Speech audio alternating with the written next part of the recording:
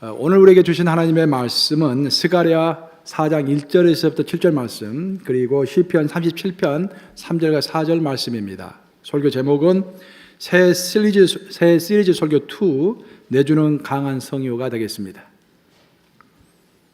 내게 말하던 천사가 다시 와서 나를 깨우니 마치 자는 사람이 잠에서 깨어난 것 같더라.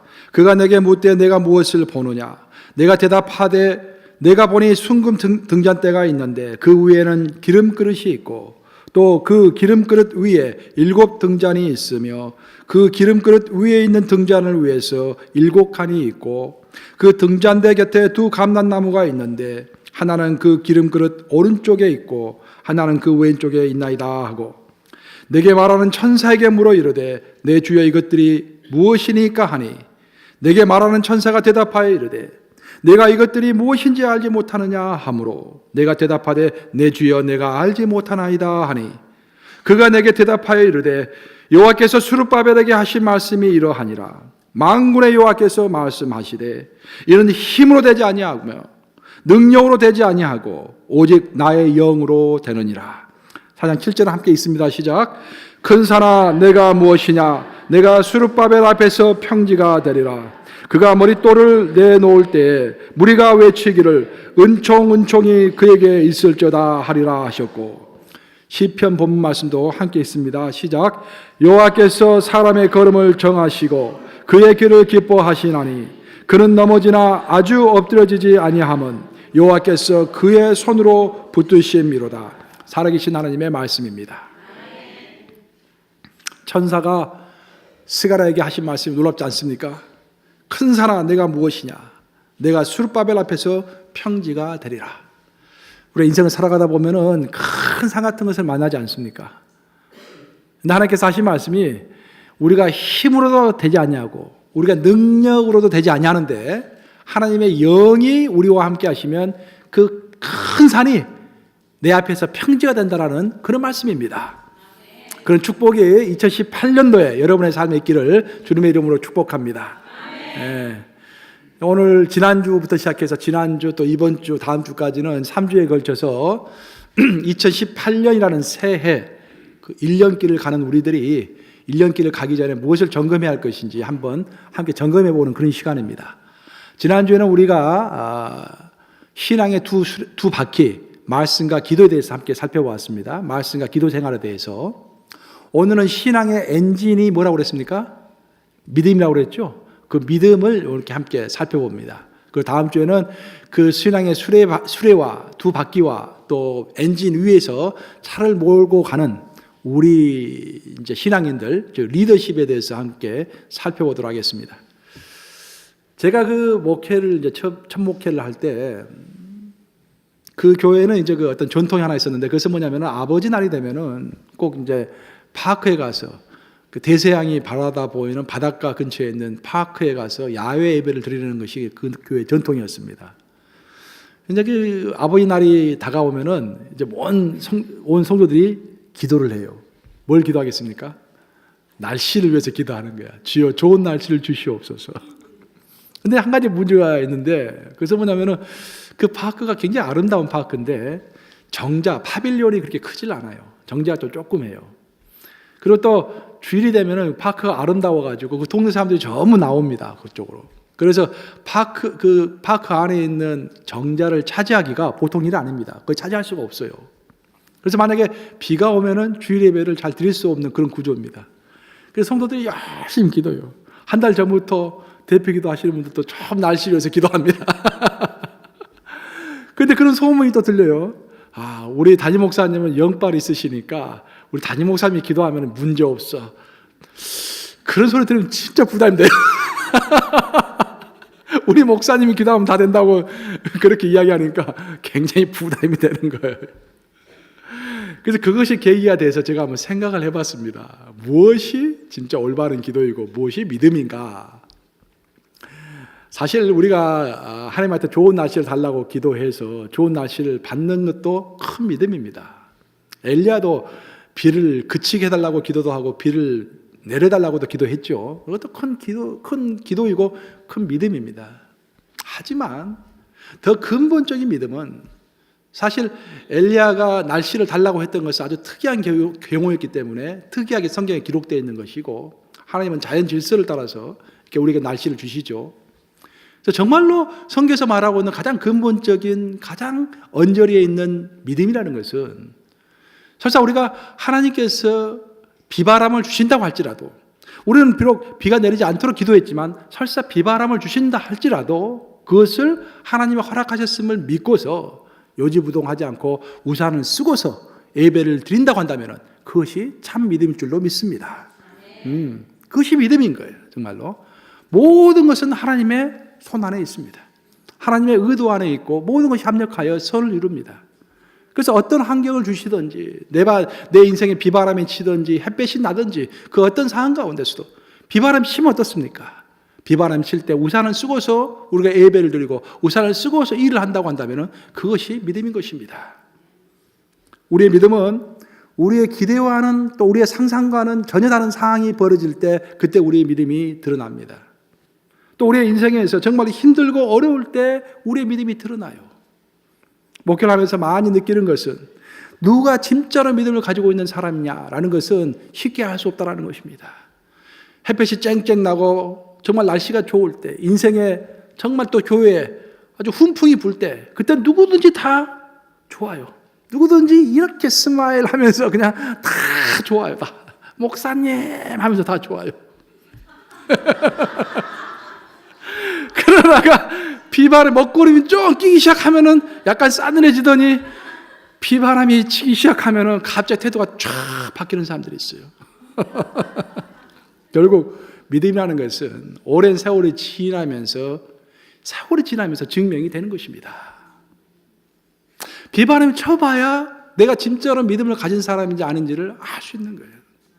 제가 여러분의 목사로, 사임 목사로서 일을 하고 있지만, 봉사를 하고 있지만 저 또한 마찬가지입니다. 평상시에 제가 믿음이 좋은 것으로 생각하는데요, 제 인생에서 어떤 일이 부딪히면요, 그걸 가지고 어떨 때는 한 달도 기도하고요, 어떨 때는 2달도 기도합니다. 머리로는 이해가 되는데 그것이 실행이 안 되는 내 자신이 안타까울 때가 많아요. 아, 내가 아직도 믿음이 부족한 사람이구나. 이것을 놓지 못하는구나. 줄을 딱 끊지는 못하는구나. 그걸 느낄 때 내가 참 절망감이 들 뿐만 아니라 여러분들이 이해가 돼요. 아, 우리 성도들도 이러겠구나. 나는 아예 전임 사역자로 나선 몸인데도 이렇게 줄을 딱 연을 끊는 것이 힘든데 우리 성도들 얼마나 힘들까. 그래서 이렇게 미소를 짓다가도 이렇게 내려오는구나. 이게 스마일이 내려오는구나. 그런 것들 좀 이해하게 됩니다. 중국에서 보면은 중국의 모태똥이 문화혁명을 일으켰죠. 문화혁명을 일으키면서 중국에 들어왔던 선교사들을 굉장히 크게 핍박을 했습니다. 그리고 다 몰아냈죠, 선교사들. 선교사들이 도저히 견딜 수가 없어서 다 떠났습니다. 그리고 거의 마지막에 이제 선교사가 남아있는 선교사 몇 명 안 됐었는데 그 거의 마지막에 남아있던 선교사가 이제 중국을 떠날 수밖에 없는 상황이 되었어요. 그래서 내일 떠나는데 그 전날 밤, 마지막 밤에 자기가 심혈을 기울여서 훈련시켰던, 키워놨던 중국인 형제를 자기 집으로 부릅니다. 그 중국인 형제에게 이제 자기가 세우는 교회를 다 맡기고 갈 수밖에 없어요. 둘이서 저녁을 먹었습니다. 그리고 이제 차를 딱 끓여가지고 차 2잔을 딱 놓고서, 탁자에 놓고서 대화를 시작합니다. 선교사가 그렇게 이야기했다고 합니다. 형제여, 앞으로 분명히 큰 고난과 핍박이 올 텐데 정말 자네가 끝까지 견디기를 내가 기도하겠네.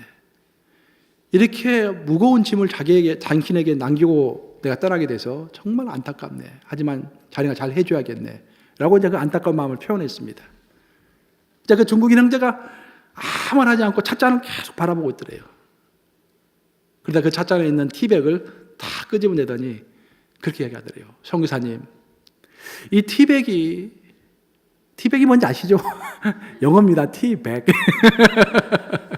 티백이 뜨거운 물에 들어간다고 해서 맛을 잃을까요? 저는 그렇게 생각하지 않습니다. 이 티백은 뜨거운 물에 들어가면 더욱더 큰 향기를 드러낼 거라고 저는 생각합니다. 그것이 티백 아닙니까?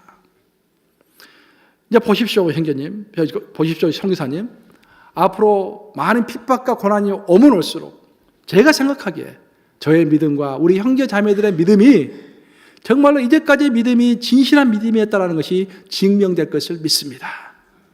우리의 믿음이 이제까지 성사님이 우리에게 몇 푼 주고 뭐 잘해주고 해서 성사님 앞에서 그냥 그런 척한 그런 믿음이 아니라 진실로 정말 하나님을 사랑하고 우리의 목숨까지 다 주기를 원했던 그런 믿음이라는 것이 증명될 것을 믿습니다 라고 그렇게 고백했대요.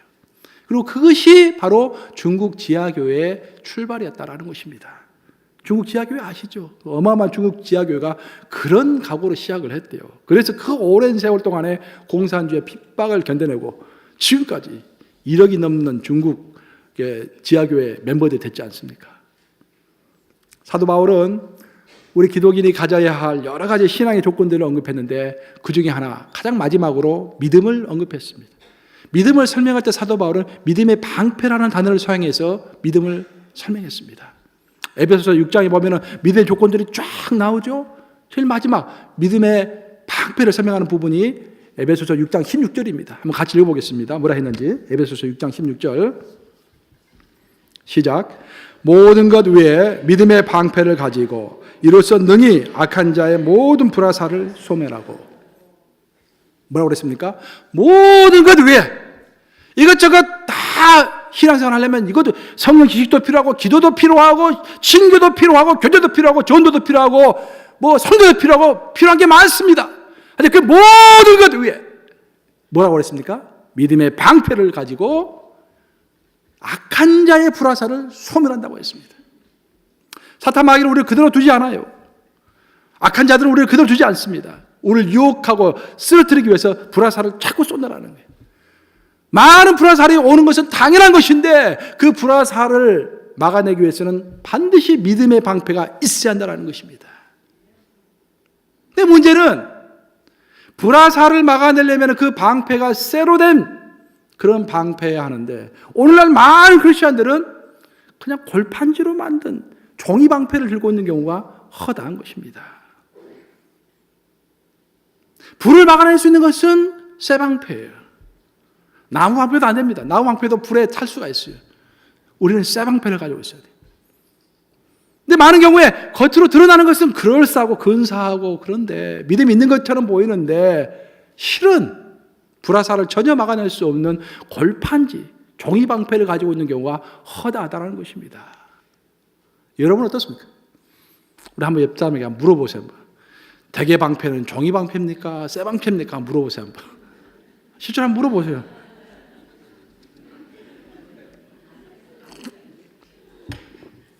물어보면서 자기를 반성하는 거예요. 어떻다 설교다 우리 옆 사람에게 물어봅시다. 딱 쓰면서 나도 한번 물어봤어요. 강 목사야, 너는 쇠 방패를 가지고 있니? 종이 방패를 가지고 있니? 주여, 저는 근 방패를 가지고 싶습니다. 기도하면서 이렇게 설교 쓰는 거야. 이렇게 스스로에게 물어봐야 돼. 이렇게 물어봐야 돼. 이게 겸손하게 물어보는 겸손입니다. 겸손.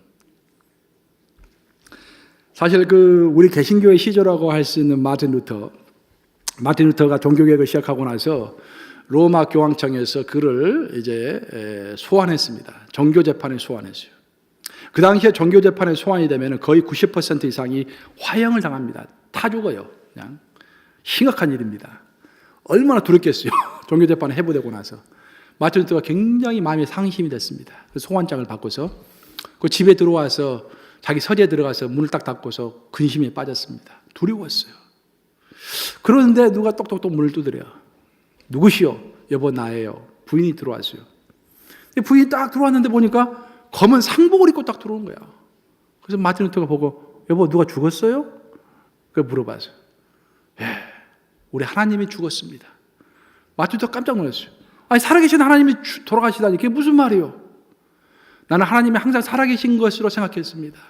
근데 당신이 소환장을 받고서 두려움에 벌벌 떨고 있는 그 모습을 보면서 아, 우리 하나님은 죽었구나라고 지금 저는 생각하고 있습니다. 그래서 제가 상복을 입고 당신 앞에 선 것입니다. 우리 살아계신 하나님은 도대체 어디 계시는 것입니까? 당신이 종교개혁을 위해서 하나님의 나라를 위해서 종교개혁을 한다고 나섰는데 우리 하나님은 어디에 계시길래 당신이 이렇게 벌벌 떨면서 모든 것을 포기하려고 하는 것입니까? 그 말 듣고 마틴 루터가 정신이 번쩍 들었다고 합니다. 참 저도 그렇게 했으면 좋겠어요. 그렇게 우리 와이프가 딱 이렇게 검상복 입고 오면은 신기일전하면서 내가 저는 그럴 것 같아요. 그래도 난 두려운데. 화형이 무서울 것 같은데.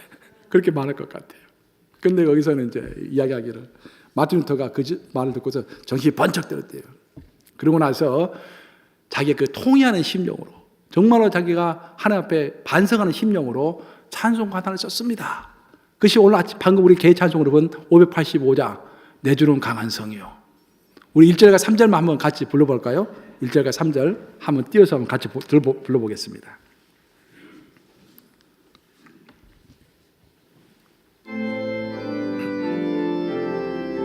의미를 생각하면서 부르세요. 내 주는 강한 성이요 방패와 병기 되시니 큰 한난에서 우리를 구하여 내시리로다.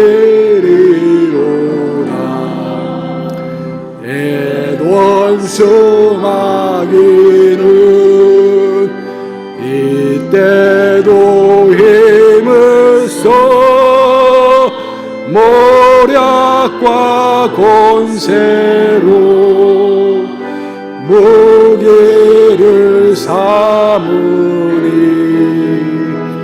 천하에 누가 당하랴. 이 땅에 마귀 들끓어 우리를 삼키려 하나. 겁내지 말고 섰거라. 진리로 이기리로라.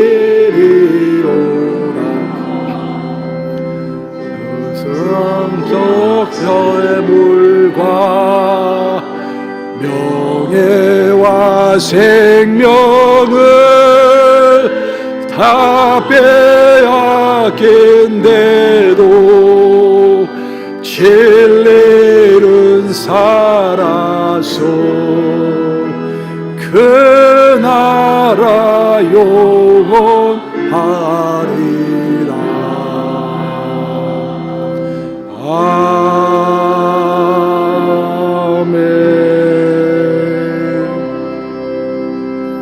아멘 하십니까 여러분? 어떤 큰 산이 있다고 할지라도 사탄 마귀가 들끓는다고 할지라도 우리 주님 함께 하시면은 우리가 극복할 것을 믿습니다. 그것이 믿음입니다. 오늘 본문은 믿음이 무엇인가를 정말 생생하게 환상을 통해서 하나님께서 우리에게 설명하시는 그런 대목입니다.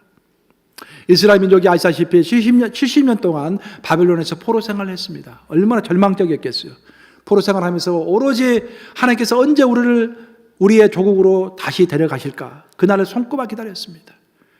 하나님께서 에레미야를 통해서 예언하셨죠. 너희가 지금은 끌려가지만 70년 후에는 돌아오리라. 그래서 그 70년을 믿고 기다렸어요. 그리고 70년이 되었을 때 정말 하나님께서는 그들을 수르바벨을 통해서 이제 귀환하게 하셨습니다. 그들이 예루살렘으로 귀환했을 때 제일 먼저 생각했던 것은 하나님입니다. 하나님, 우리 하나님을 모셔야겠다. 하나님의 성전이 무너지고 없었어요, 그 당시에. 그래서 그 하나님의 성전이 무너진 것이 너무 가슴이 아팠어요. 그래서 그들은 자신의 집은 텐트를 쳤어요. 자신은 텐트에서 살면서 하나님의 성전을 짓기 시작했습니다. 열심히 일을 했어요. 근데 그 열심히 한 달 지나니까 약간 삐걱거리기 시작했어요. 힘들어. 먹고 사는 것도 했는데 하나님의 성전을 짓는 것이 힘듭니다. 거기다 또 내부 사람들끼리 이것은 이렇게 지어야 한다, 저것은 저렇게 지어야 한다, 서로 막 싸우기 시작했어요. 그러다가 에이, 난 안 한다 하고 포기한 사람이 1명, 2명 늘어나더니 아예 다 포기해버렸습니다. 하나님의 집을 짓다가 성전을 짓다가 중간에서 포기한 거예요. 그리고 손을 놓고서 14년 동안 하나님의 성전을 짓지 않았습니다. 그 사이에 그들은 자신들의 집을 짓고 편안한 삶을 누리기 시작했습니다. 그 모습을 보면서 하나님이 안타깝게 생각해서 두 선지자를 보내셨는데 그게 바로 학개와 스가랴입니다. 학개와 스가랴의 내용은 기본적으로 똑같은 내용입니다. 즉 하나님의 성전을 빨리 완공해라라는 내용이에요. 하지만 학개서를 보면 하나님께서 굉장히 칼처럼 징계하십니다. 칼처럼 꾸중하십니다. 굉장히 오싹해요. 내용들이. 근데 똑같은 내용인데 스가랴에서는요, 하나님이 마치 사랑하는 딸을 이렇게 따둑거리듯이 따둑거리십니다. 그래서 내가 이러면 안 된다.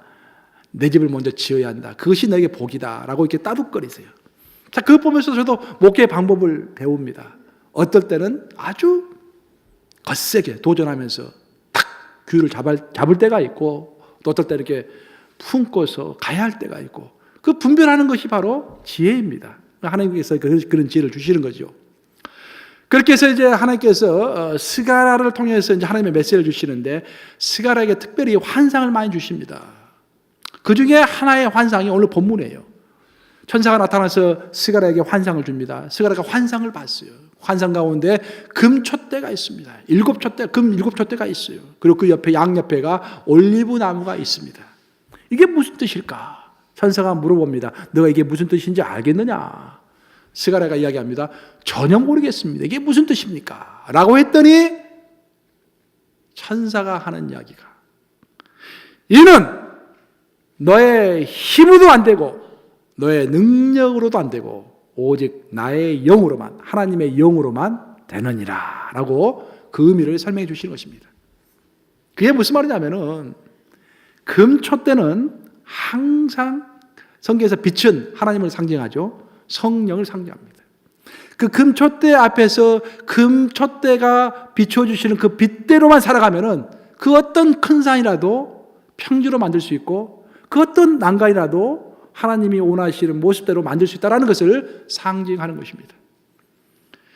오늘 본문을 좀 더 깊게 이해하시려면은 성막의 구조를 조금 이해하는 게 필요해요. 약간 복잡할 수 있지만 조금만 더 설명해 줄게요. 내가. 성막은 크게 뜰이 있고 성소가 있고 지성소가 있습니다.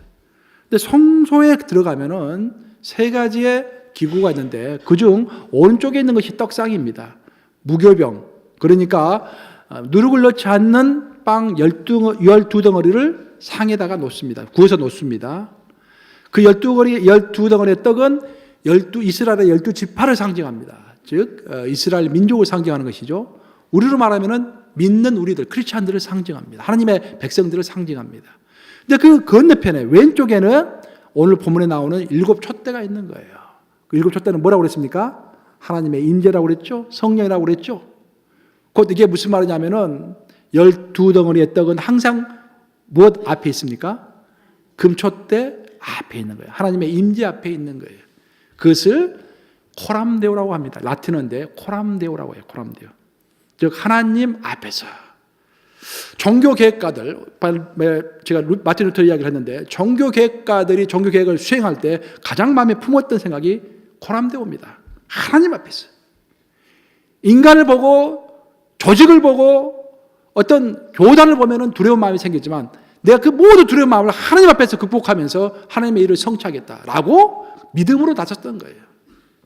결국 오늘 본문에 이야기하고 있는 키포인트는 뭐냐면은, 내 힘으로 하려면 안 된다는 것이죠. 하지만 그 하나님의 임재 앞에서 내가 하나님께서 원하시는 것을 하고 있다라고 생각하면 나아갈 때는 내 마음에 두려움이 없을 뿐만 아니라 반드시 하나님께서 이루실 것이다 라는 그 신뢰를 가지고 나아가게 된다는 것입니다. 그것이 믿음이라는 것입니다. 믿음이 다른 게 아니에요. 큰 산이 내 앞에 있을 때 내가 하나님 앞에 서 있고 하나님께서 원하시는 일을 해가고 있으니 나는 할 수 없지만, 내 힘으로도 안 되고 내 능력으로도 안 되지만 오직 뭐가 된다? 하나님의 영으로 되는 거야. 그것을 믿는 것이 믿음이라는 것입니다. 떡과 같은 우리는 빛 대신 하나님을 볼 때마다 내 힘으로는 안 된다라는 것을 다시 한번 기억하면서 항상 겸손하게, 내가 할 수 없습니다 여러분, 겸손해야 합니다. 하나님 앞에서는 항상 진실해야 돼요. 인간을 속일 수 있을지 모르지만요, 하나님을 속일 수가 없죠. 그래서 진실해야 하는 거예요. 하나님 앞에서 하나님을 속이는 자는 아나니아와 삽비라와 같은 사람들이에요. 어리석은 사람들입니다. 진실해야 돼요. 하나님 앞에서는 자기의 죄를 고백하고 다 내려놔야 돼요. 그렇게 하나님을 바라볼 때 우리가 힘을 얻는 것입니다. 그렇게 하나님을 바라보는 것, 그것이 믿음입니다. 오늘 여러분 2018년을 살아갈 믿음에 대해서 이야기하고 있는데, 믿음을 이야기할 때 여러분들 다른 것은 다 잊어버리더라도 이거 하나는 꼭 기억하셔야 돼요. 믿음은 바라보는 것이다. 믿음은 뭐다? 바라보는 것이다. 누구를? 하나님을 바라보는 것이다. 그러니까 결국 우리가 무엇을 바라보느냐?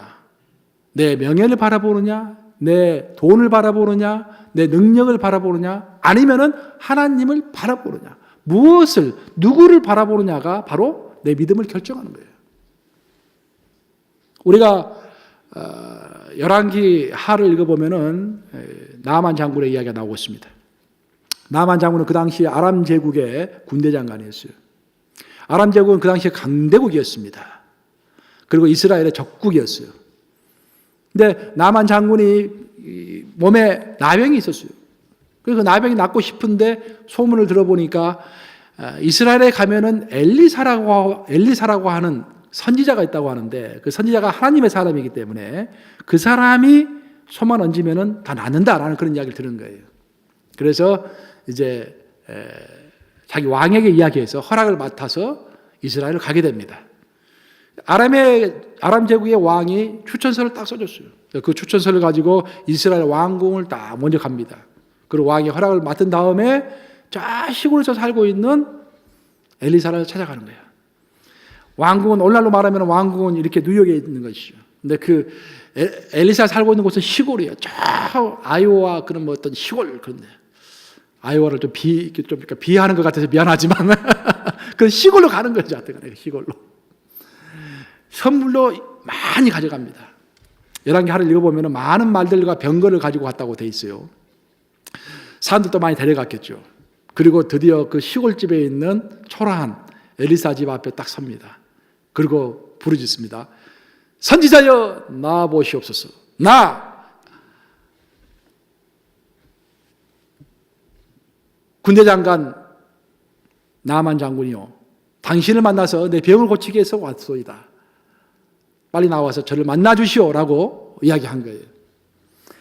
엘리사는 아람 장군의 군대 장관이 나아만이 올 것을 이미 다 알고 있었습니다. 그렇지만 결국 그는 나갔습니까? 안 나갔습니까? 나가지 않았어요. 자기 대신에 자신의 종을 보내서 만나게 했습니다. 그리고 요단강에 7번 담그시오. 몸을 담그시오라는 그런 명령만 내리고 끝이었어요. 사실 그것을 보면 거기서 우리가 한 가지 의문점을 꼭 품을 수밖에 없는 것이 외교적인 관례로 보든지 아니면 인간 대 인간의 관례로 보더라도 사실 어떤 전혀 모르는 사람이 멀리서 자기를 찾아왔으면 빨리 나가서 인사하는 것이 A 아닙니까? A. 근데 왜 엘리사는 그를 만나지 않았을까? 저는 처음에는 어렸을 때는 제가 그 성경을 읽으면서 야 엘리사가 자신만만한 사람이구나 이게. 야 주의 종 멋있다. 군대 장관이 와도 딱 겉에서 보지도 않고 딱 방문도 열어보지도 않고 야 그 정도는 돼야지. 그런 식으로 좀 많이 생각을 했었죠 처음에는. 근데 나중에 좀 철들어서 성경을 다시 읽어보면서 해석이 다시 되는 거예요. 아 그게 아니구나. 엘리사가 나만 장군을 만나지 않았던 이유는 따로 있습니다. 그 이유는 나만 장군이 불평한 내용을 읽어보면 왜 엘리사가 나만 장군을 만나지 않았는지 그 이유를 알게 되는데 열왕기 하 5장 11절이죠. 한번 같이 읽어보겠습니다. 시작. 나만이 노하여 물러가며 이르되 내 생각에는 그가 내게로 나와서 그의 하나님 여호와의 이름을 부르고 그의 손을 그 부위 위에 흔들어 나병을 고칠까 했도다. 저 나만 장군은 어떤 지금 상상을 하고 왔냐면은 엘리사만 만나면은 엘리사가 그냥 손만 뻗쳐주고 그 엘리사의 하나님 여호와 이름을 부르면서 이게 안수해주면은 내 병이 난다라고 생각하고 있어요. 여러분, 나만 장군의 병을 고치는 사람은 엘리사입니까? 아니면 하나님입니까? 그렇죠. 근데 지금 이 사람은 나만 장군은 엘리사를 바라보고 있습니까? 아니면 하나님을 바라보고 있습니까? 엘리사를 바라보고 있죠. 이게 문제가 되는 거예요. 이스라엘 민족이 40년 광야 생활을 할 때도 똑같았어요. 오직 모세의 손만 바라봤어요. 모세의 손은 하나님을 가르치고 있었지만 모세의 손만 바라보는 거야. 모세의 손이 가르치고 있는 하나님을 바라보지 못한 것입니다. 항상 모세 지팡이와 모세의 손만 바라봤어요. 그래서 엘리사는 믿음의 주체이시고 병을 치유해 주시는 나만 장군을 보게 하려고 고의로 자신의 모습을 보이지 아니한 것입니다. 이런 일들이요. 삼천 년 전에만 일어났던 일이 아니라 오늘날도 여전히 벌어지고 있습니다. 사람은 사람을 의지하기가 쉽습니다. 병든 나만 장군이 하나님을 바라보기보다는 엘리사를 바라보았듯이 우리 또한 사람을 바라볼 때가 얼마나 많이 있습니까? 의지하는 대상이 엘리사처럼 좀 신령하게 보이는 어떤 영적 지도자가 나타나면 그 사람을 의지하고 싶어요. 뭔가 신령한 것 같아. 손만 얹으면 무슨 일이 벌어질 것 같아. 또 어떤 경우는 막 사회에서 아주 유명한 정치인이고 사업가고 아주 유능한 것 같아. 저 사람 옆에 있으면 뭐가 좀 될 것 같아. 그래서 친하게 지내려고 막 노력을 해. 또 어떤 경우에는 뭔가 덕이 있고 신뢰가 가는, 그래서 든든하게 보이는 사람들이 또 내 옆에 있는 것 같아. 그 사람에게 가서 의지하고 싶은 마음이 또한 생기는 것입니다. 그러나 정말 우리는 어떠한 경우에도 오직 하나님을 바라봐야 할 줄로 믿습니다. 이것이 문제인 거예요. 하나님을 바라보지 않고 인간을 자꾸 바라보려 하기 때문에 시험이 드는 것입니다. 또한 영적 지도자는요, 목사 같은 사람들은 정말로 혹시라도 내 스스로가 사람들이 하나님을 만나는데 어떤 방해가 되지 않도록 정말 조심해야 돼요. 목사를 이렇게 하면서 많이 느끼는 것 중에 하나가 뭐냐면은 하나님의 영광을 가로채기가 쉽다라는 거예요. 그렇죠? 뭐 누워서 침 뱉기식인데 하나님의 영광을 가로채기가 쉬워요. 사실 하나님이 하시는 일인데 내가 하는 것처럼 이게 하는 경우가 그렇게 보이고 싶을 때도 있다라는 거예요. 이게. 그것을 자중하는 것이, 자중하기 위해서 새벽기도 하는 거예요. 주여 나를 자중하게 하여 주시옵소서라고. 똑같아요. 여러분들이 어떤 직책을 가지고 있든지 교회에서 또 세상에서도 다 하시는 일은 하나님이십니다. 근데 내가 하는 것처럼 하려고 하는 그런 마음들. 많은 사람들은 어떤 인간에 대해서 스스로 헛된 기대를 많이 합니다. 와, 저 사람 대단한 사람일 거야. 그러고 나서 식사 한 끼 딱 해보고 나서 이거 아닌데? 하면서 한 100 정도로 기대했다가 갑자기 마이너스 한 10 정도로 쫙 내려오는 거야. 식사 한 끼 해보고 나서 이게. 그 사람은 가만히 있었어요. 결국 내가 그 사람에게 대해서 너무 환상을 가지고 내가 먼저 스스로 기대했고 내가 또 스스로 실망한 거예요. 이게. 스스로 기대하고 스스로 상처를 받는 것입니다. 다 인간을 바라보기 때문에 그런 일들이 생겨나는 것입니다. 여러분의 담임 목사, 사역자들 모두가 여러분들 또 울림이들 장로님들 여러분을 인도하는 또 하나님께로 인도하는 목자일 뿐이지 믿음의 대상이 아닙니다. 통로예요, 통로. 절대로 사역자들이 여러분들의 믿음의 대상이 아닙니다. 어떤 또 사람이 여러분의 인도자가 아니에요. 믿음의 대상이 아니에요. 그 사람을 바라보면서 교회 나오는 거 아닙니다. 그렇죠? 누구를 바라보면서 교회 나와야 합니까? 하나님을 보면서 교회 나와야 돼요. 올 한 해는 정말로 영적 지도자들 때문에 시험받는 일이 없기를 주님의 이름으로 축복합니다. 진정으로 하나님을 열심히 바라보는 사람은 옆 사람을 바라볼 시간이 없어요. 하나님을 열심히 바라보지 않기 때문에 자꾸 옆에가 보이는 거예요.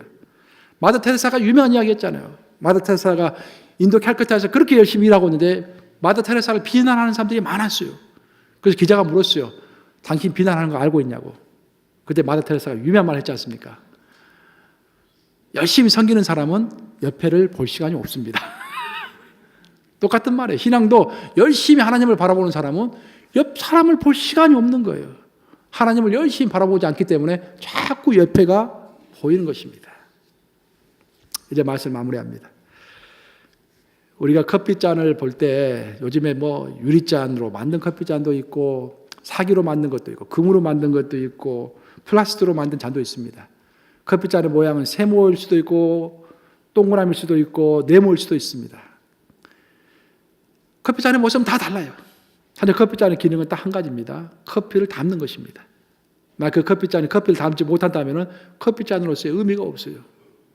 우리의 신앙도 똑같습니다. 우리의 처한 사항은 다 다릅니다. 하나님께 우리가 주신 능력과 재능도 다 달라요. 또 우리가 현재 처한 이치도 다르고 차지하고 있는 포지션도 다 다릅니다.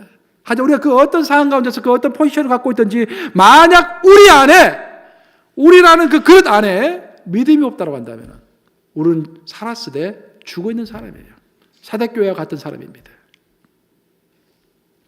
이번에 올해 들어서 장로님 또 한 분 은퇴하시고 또 교회 중요한 포지션 몇 개 바뀌고 그러니까 몇 분이 제게 오셔서 물어보셨어요. 목사님, 누구를 장로로 세울 것입니까? 여러분, 그런 질문은 너무 이릅니다. 앞으로 한 2, 3년 후에 하나님께서 허락하시면 그때 세우게 되겠죠.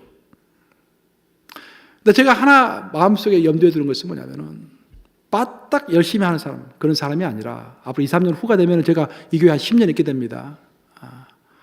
한 10년간의 관찰을 토대로 해서 장로를 피택해야겠죠.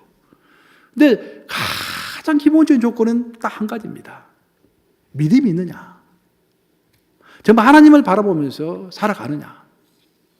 햇볕 나고 좋을 때만 열심히 하는 사람이 아니라 진짜 어려울 때 더 열심히 하는 사람인가. 그 사람이 장로가 돼야 돼요. 그렇죠? 햇볕 나고 좋을 때는 다 잘할 수 있어요.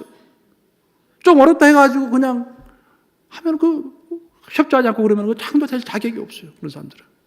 그래서 그런 분을 장로로 세울 거예요. 앞으로 2, 3년 후에. 미리 걱정하지 마. 미리 간식 갖지 마세요. 아직은 아니에요.